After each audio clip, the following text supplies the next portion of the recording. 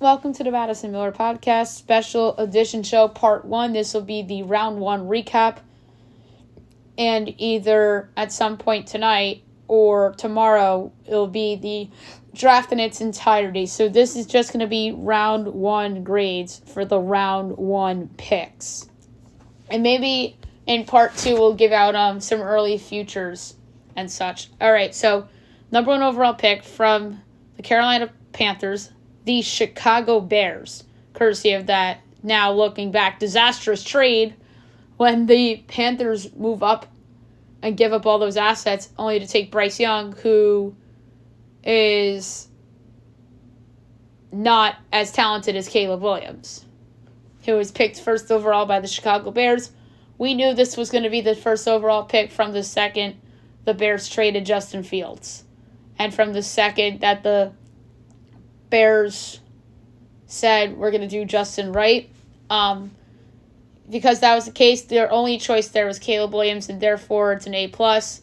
Listen, I'm going to stand by what I said, that they could end up regretting trading Justin Fields and instead trading the pick to move down and accumulate more assets. And but that doesn't mean that I can't give the Bears an A+. That's the only choice they had to make. With Justin Fields gone, they had to pick Caleb Williams, so therefore A+. Washington, with the second pick, takes Jayden Daniels, the quarterback of LSU, A+. Jayden Daniels has a very high ceiling.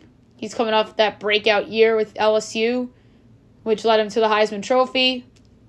He has like Lamar Jackson type of upside, and this was the pick the Commanders had to make, so A+ is great here too. Number 3, the New England Patriots, Drake May, quarterback, North Carolina. Third consecutive A+ on the board. They flirted with trading the pick. I can't disagree with the Patriots keeping the pick and taking Drake May because they need a franchise quarterback. Granted, he might not start until late this season, if not next season. And Jacoby Brissett, who's a stopgap quarterback, will start for them most of the season. So, Drake May comes into what I think is a good situation for him. So, that's why I give the Patriots an A+ for sticking at 3 and taking Drake May. For the Arizona Cardinals, Marvin Harrison Jr., wide receiver out of Ohio State. A+, of course, so that's 4 straight A+. Marvin Harrison Jr. is the best wide receiver I've seen drafted since Calvin Johnson. I think his floor is Larry Fitzgerald. Floor, not ceiling. That's how special I think MHJ is. And let's be honest, this is going to prolong Kyler Murray's career in Arizona. And granted, that contract is a bad contract. But hey, they need more around Kyler if Kyler wants to succeed. And Kyler's not a bad quarterback. He just has a bad contract. So A+ pick for the Cards. 5, the Los Angeles Chargers, Joe Alt, offensive tackle of Notre Dame. This just gets an A, so the A+ streak ends. Why just an A? Really good pick, don't get me wrong. So you're going to have Alt and Rashawn Slater be your protections for Justin Herbert. But Alt was a left tackle. They're going to have to move him to the right. That could be a little tricky, but if anyone's going to figure that out, it's going to be Jim Harbaugh. But why just an A? I think that they could have addressed playmaking. I think they could have addressed some other things. But the move, I think, should have been a trade down. But I guess the Chargers like Joe Alt so much to the point where, hey, you got to take him before Tennessee does, and we can address the skill positions later. But anyway, still a good pick. Giants at 6, Malik Neighbors, wide receiver LSU. This gets an A. I had the plus there, but I had to erase it because I think that the Giants are a team that needs to address holes everywhere on the roster outside of the pass rush, pretty much. But hey, Malik Neighbors is a good place to start. But my point is that the Giants should have traded down. They should have done what the Chargers have done. And you could argue New England should have too, but it's Drake May, and they addressed the league's most important position. But to be fair, I think J.J. McCarthy at 6 would have been a massive reach. And the case against the Giants trading up for Drake May, they have too many holes on the roster to address quarterback. And that was the case for New England trading down. But, yeah, J.J. McCarthy, that would have been a bad situation for him, just like Daniel Jones was when they drafted him. But nonetheless, Malik Neighbors is an exciting player.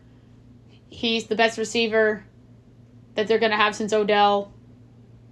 And who knows, maybe Daniel Jones performs well enough to the point where they may not need a quarterback next year.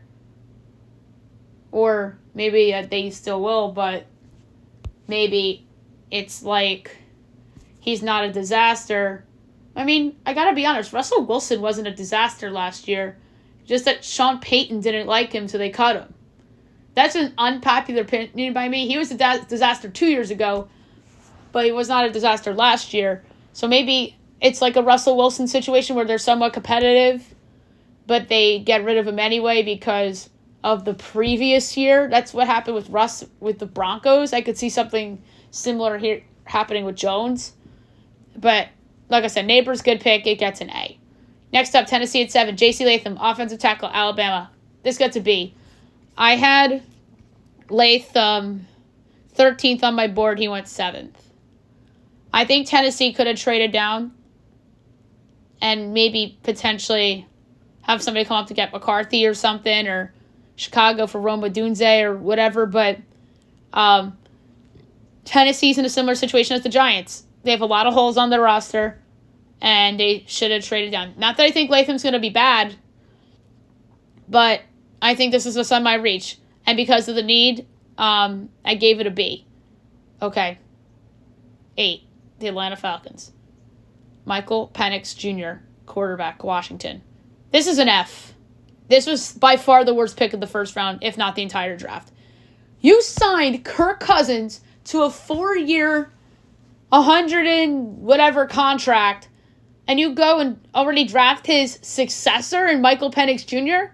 What the hell are you doing? He has injuries. He's injury-prone galore, and you don't even need a quarterback. This was the worst quarterback selection in spot since when the Giants took Jones. And you could make a case this is worse because they have a quarterback. And not only do they have a quarterback, the quarterback they picked is injury prone and probably should have went in the teens to like the Raiders or something. And the Raiders got screwed over because of this. And I'm just pulling up the exact Cousins contract. $180 million. That's ridiculous. And like I said, do I think Michael Penix is going to be a good quarterback someday? Yes. But this is dumbfounding to me that the Falcons, with the 8th overall pick, pretty much waste it, in my opinion, and take Penix. Listen, I killed the Packers when they took Jordan Love, and I said that was a waste of pick at the time. Bad take, because years later, Aaron Rodgers gets traded to the Jets, and Jordan Love, in his first full season, is awesome and leads the Packers to the brink of the NFC Championship game. This is not that. And nowhere close to that. The Falcons have so many holes on their defense, and they just ignored that. Granted, quarterback's the most important position, but you signed Kirk Cousins. I understand Cousins is coming off that injury, but he should be ready for week 1, you would think. And if you don't think he's ready for week 1, then sign one of those backup quarterbacks in free agency or sign an undrafted free agent. So, yeah, terrible pick by Atlanta. eat my crow, Michael Penix. I really hope he does well. But I just think this was a bad pick by the Falcons because they already had their quarterback and they failed to address needs on their defense. 9, the Chicago Bears. Rome Odunze, wide receiver, Washington. This is an A+. I think the Bears are one of the big winners, not only of round 1, but in the entire draft. They get their franchise quarterback in Caleb Williams, or it should be, and a weapon for him in Rome Odunze. Odunze, I think, is a really good player. And now the Bears are stacked on offense. They have Odunze, they have DJ Moore. Their running backs aren't bad. Cole Kmet's a really good tight end. Their offensive line, you could argue, needs some work, especially in the interior.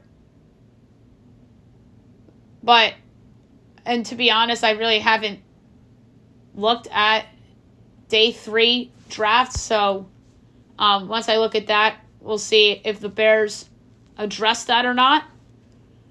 But good on Chicago for taking Odunze to pair up with Caleb. So A+. Number 10, the Minnesota Vikings from the New York Jets. As they trade up one spot. J.J. McCarthy, quarterback, Michigan. J.J. McCarthy is not my favorite quarterback in the draft. When healthy, I think he is even with Michael Penix.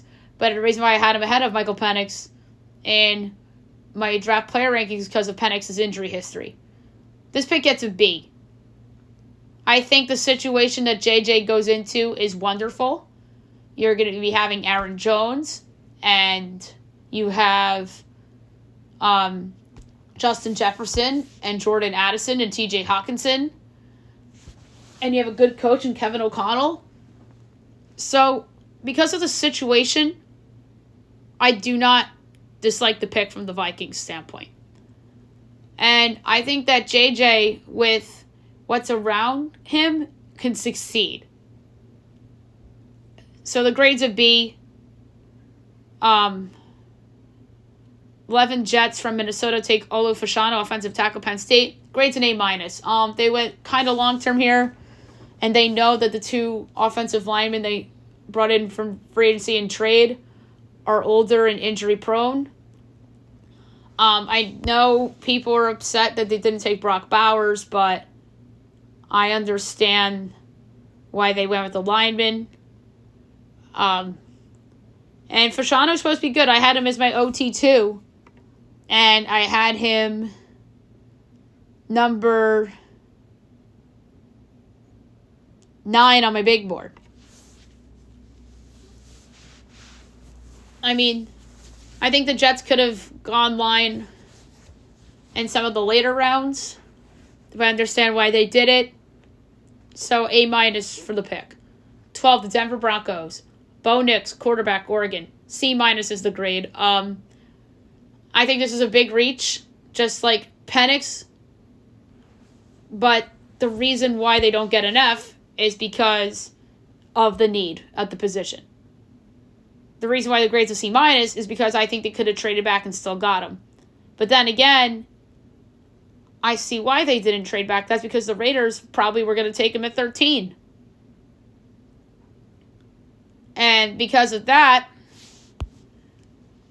the reason why this all happened was because of Atlanta's stupid decision at 8. I mean, I do think that Sean Payton will coach up Bo Nix. And I think that Bo Nix may take a while to develop like Drake May. Denver needed a quarterback. I understand that.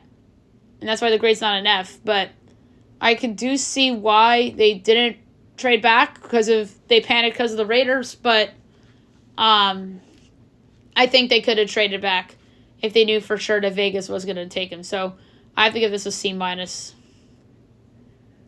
13, the Las Vegas Raiders. Brock Bowers, tight end, Georgia. A+ grade. I love Brock Bowers. I think Brock Bowers would have been a top 5 pick of the draft if he didn't get hurt at the end of last season. He's outstanding. I think he's the best tight end drafted since Hawkinson. Maybe if not better than Hawkinson.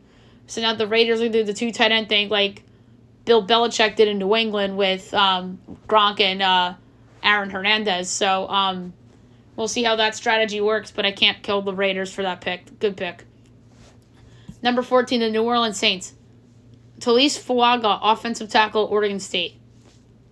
I have to give this an A+. Fuaga was my number 3 ranked tackle. I had him 11th on my big board. They didn't have to trade up, which is good. And for New Orleans, they got the last of the 4 tackles that were still there of the big 4. So A+ is a good job, New Orleans. 15, the Indianapolis Colts. Latu, edge rusher, UCLA. I'm giving this an A. Good pick for Indy. They need some youth on their pass rush. I like Latu. I think he's very talented. My number 1 edge rusher was Dallas Turner. But you would say, why'd you give him an A, not an A+?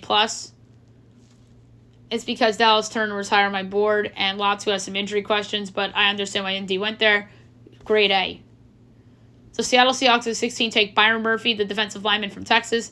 This is also an A pick. They need help on their defense. I had Murphy at 21 on my board.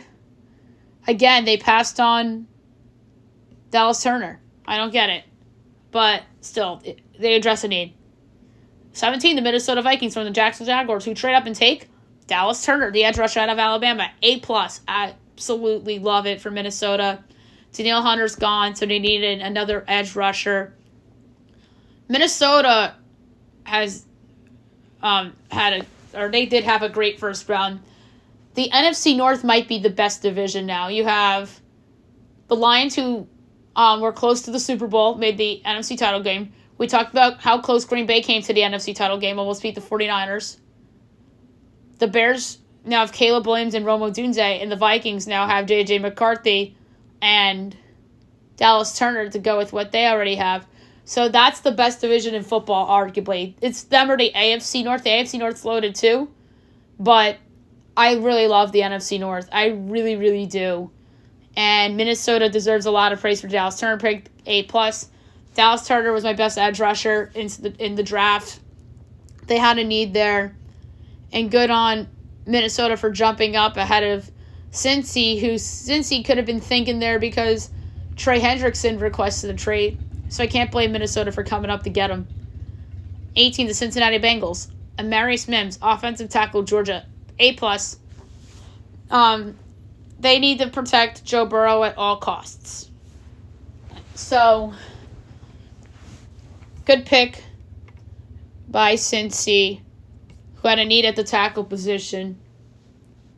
19, the Los Angeles Rams. Jared Verse, edge rush, Florida.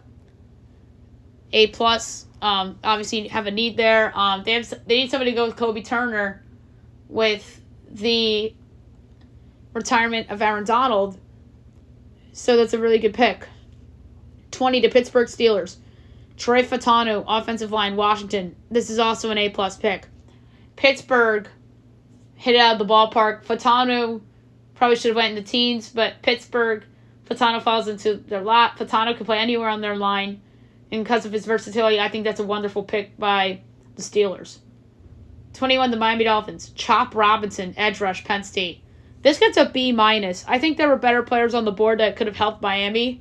I think that one of those offensive linemen that were picked later on could have helped them. I think trading down would have been beneficial. And somebody could have come up to get one of those corners to potentially jump the Eagles. But nope. But yeah, Miami gets a B- for the pick. Chop Robinson, do I think he'll be a good pro? Yes. But Miami had better options at the 21st pick. 22, the Philadelphia Eagles. Quinyon Mitchell, cornerback, Toledo. I'm giving this an A-. I'm not as big as others are on Quinyon Mitchell. I do think Quinyon Mitchell is going to be a good pro. But Terrion Arnold, to me, was the best corner in the draft. Philly gets an A- for the selection. They address a need. They don't have to trade up. 23, the Jacksonville Jaguars from the Minnesota Vikings. Brian Thomas Jr., wide receiver, LSU. This gets an A. Good pick by the Jags. And you trade back from Minnesota to get this pick and Still get the guy you want. So really good pick, but why not the plus? I think cornerback was a larger area of need for Jacksonville. But nevertheless, I still think it's a very good pick by the Jags. 24, the Detroit Lions from the Dallas Cowboys, who trade up and get Terrion Arnold, the corner out of Alabama. Wonderful pick, A+. Detroit had a big need in their secondary. I had Arnold as the number 10 player in the draft and the best defensive player overall in this draft. I love Terrion Arnold. He's going to fit really well in Detroit, and it covers a big need for them, so A+. 25, the Green Bay Packers. Jordan Morgan, offensive tackle, Arizona. This gets a B+.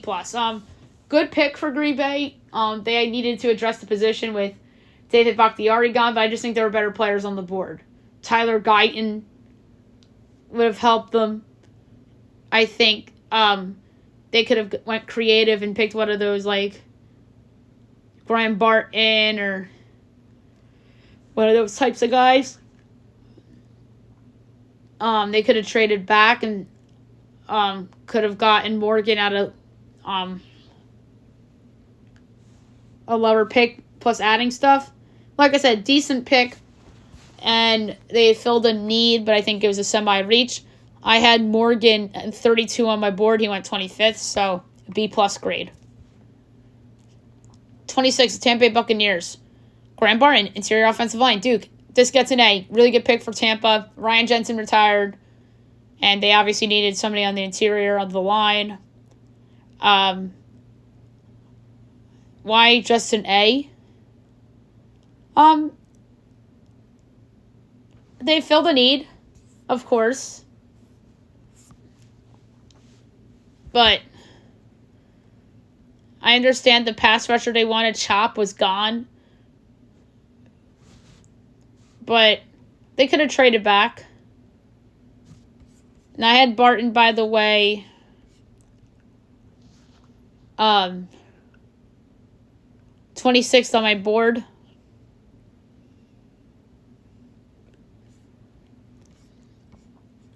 But I probably should have given this grade an A+, which I'm going to change it, actually. I'm going to give them an A+.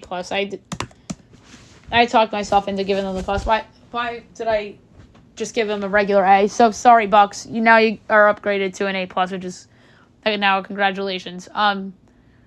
Arizona from Houston at 27 takes Darius Robinson, the defensive lineman out of Missouri, C+. Not a big Darius Robinson fan. They could have went Jerzon Newton there. And maybe I'm bitter about that, or else I would have gotten a nice bet on DraftKings that I made before the draft. Jerzon, I had 30. Robinson from Missouri at 35.